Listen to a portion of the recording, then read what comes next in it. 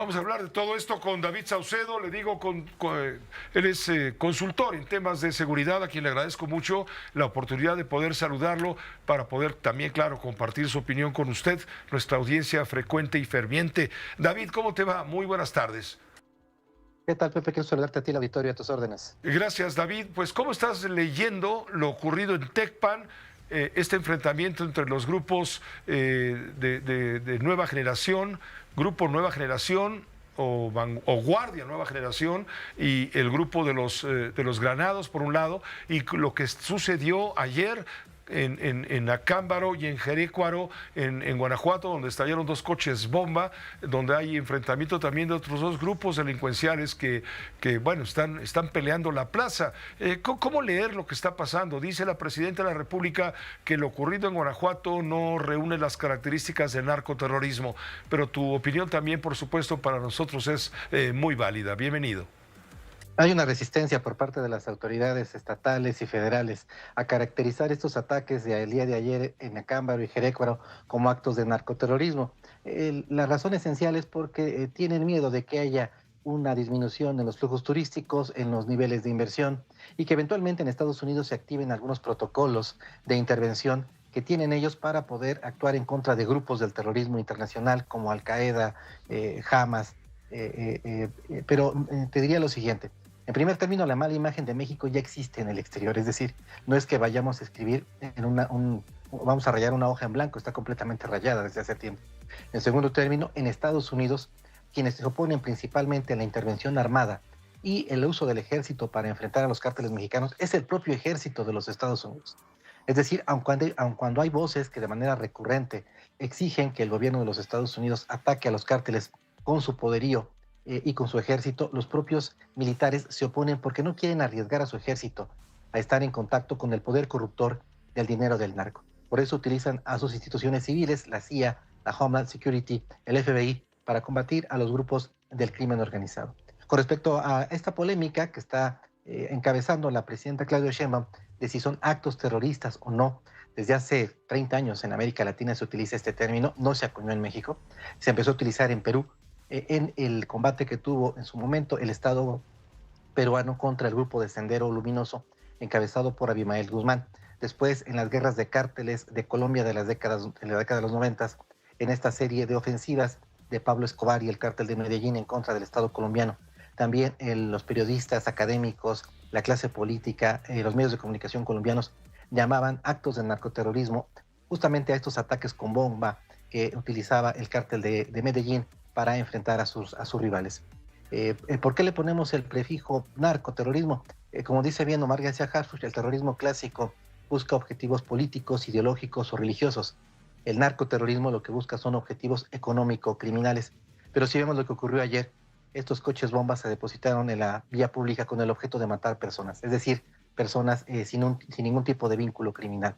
La intención era infundir el terror entre la población, lo consiguieron, movilizar a las autoridades de seguridad pública para que tomaran ciertas decisiones, también lo hicieron. No es algo nuevo el uso de tácticas de narcoterrorismo en México. Tú lo recordarás, en el caso de Guanajuato, el cártel de Santa Rosa de Lima lleva por lo menos una decena de coches bomba colocados en Irapuato, Celaya, Salamanca. Algunas han estallado, otras no. Pero entiendo perfectamente la renuencia de parte de la presidenta Claudia Sheinbaum para llamar narcoterrorismo a estos ataques, pero negar la realidad y tratar de ajustarla a nuestros deseos es algo muy mexicano, pero que no va a funcionar. ¿Qué es lo que opera en Guanajuato en esta disputa de los grupos? Bien lo dices tú, Santa Rosa de Lima, un grupo local, ahora nos cuentas de dónde surgió y cuál es el grupo que quiere desplazarlos y los que están generando esta batalla. ¿Cuál es el botín? ¿El huachicol principalmente, la extorsión? Son dos objetivos principales.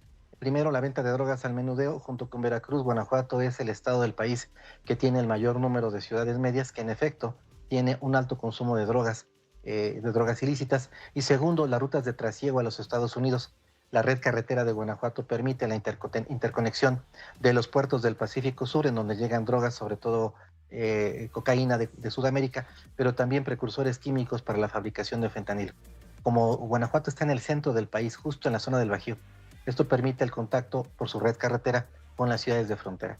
Estos son los dos puntos principales. Y el cártel de Santa Rosa de Lima en concreto tiene el dominio de una todavía parte importante de Guanajuato. Hay una invasión desde hace tiempo por parte del cártel Jalisco Nueva Generación, pero estos municipios en concreto, Jerécuaro y Acámbaro, están en la órbita del cártel de Santa Rosa de Lima desde hace tiempo.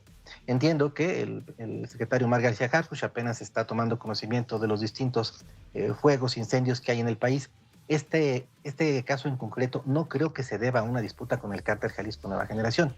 Más bien lo que percibo es que el cártel de Santa Rosa de Lima lo que trata de hacer es poner en su órbita de influencia a varios gobiernos municipales y mantener su anillo de protección política y policial, tal y como lo ha hecho en el pasado. Esto no es nuevo y no es exclusivo del cártel de Santa Rosa de Lima. Ahora sabemos que el lamentable secuestro, asesinato y decapitación del alcalde de Chilpancingo se dio justamente porque los ardillos querían someter al gobierno municipal a sus intereses criminales. Pues es esto exactamente lo mismo lo que está ocurriendo en Guanajuato. El cártel de Santa Rosa de Lima quiere tener a estos municipios de la región en donde ellos operan bajo su control y está mandando poderosos mensajes con la utilización de coches bomba cerca de instalaciones de seguridad pública de ambos municipios con el objeto de someterlos a una especie de sinergia criminal. Y en el caso de Tecpan, la disputa es por el tema del cultivo de la amapola, marihuana, en fin, principalmente, salvo lo que tú nos digas. Es posible, no lo descarto, sin embargo, el esquema que tiene el cártel Jalisco de intervención es más o menos este que presenciamos con estas terroríficas imágenes de este encuentro que tuvieron dos grupos armados. Parece que el cártel Jalisco finalmente está expandiéndose a Guerrero. Se me había hecho un poco extraño que el cártel Jalisco no interviniera ya para tratar de apoderarse de una jugosa rebanada de la actividad criminal del estado de Guerrero. Hay un debilitamiento de las mafias locales en esta entidad y lo hace bajo el esquema de franquicia. Lo que hace normalmente es mandar células, establecer una sinergia, alianzas con mafias locales y crean el cártel Guerrero Nueva Generación. Así como han creado en el pasado el cártel Aguascalientes Nueva Generación, el cártel Tijuana Nueva Generación, lo que hacen es hacer alianzas, conocer el terreno, establecer nexos con autoridades locales, sobre todo alcaldes, capturar y tener bajo su control a corporaciones de seguridad pública y una vez que tienen el conocimiento, los contactos políticos y policíacos, desaparecen la franquicia y ellos mismos encabezan la invasión. Lo que estamos viendo en Guerrero, me parece, es la invasión del cártel Jalisco Nueva Generación, una expansión de Nemesio Ceguera, alias El Mencho, aprovechando nuevamente los conflictos internos que tiene el cártel de Sinaloa en otras regiones.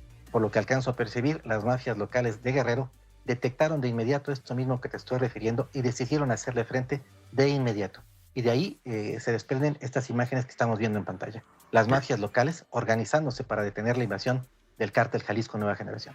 Te agradezco muchísimo, te agradezco, David Saucedo, el que nos pongas al tanto de esta perspectiva, esta visión, digamos, contextual y además, digamos, de todo el bosque, porque pues estamos viendo que toma posesión Claudia Sheinbaum, va a cumplir 3 semanas en el poder, todavía no llega al mes y está recibiendo saludos muy violentos. Creo que no deben ser respondidos con abrazos, ¿o tú qué opinas? Definitivamente me parece, coincido con tu apreciación, lo que vemos es que el crimen organizado en distintas regiones del país, en Tapachula, en Guanajuato, en Guerrero, en Michoacán, está mandándole un mensaje muy poderoso al gobierno federal en el sentido de que son ellos los que tienen el control de territorios completos del país y que sin importar cuáles son las buenas intenciones o los nuevos planes en materia de seguridad, pues parece que no están haciendo mella en la dinámica del crimen organizado. Por lo pronto, la guerra de cárteles que hay en todo el país está en manos de los varones de la droga. Muchas gracias, David Saucedo. Gusto en saludarte. Te mando un abrazo, Pepe. Hasta luego. Un abrazo muy fuerte. Gracias, David Saucedo, experto en temas de seguridad. Tiene una visión muy dinámica de lo que está sucediendo en la realidad, sin ambajes y sin tendencias.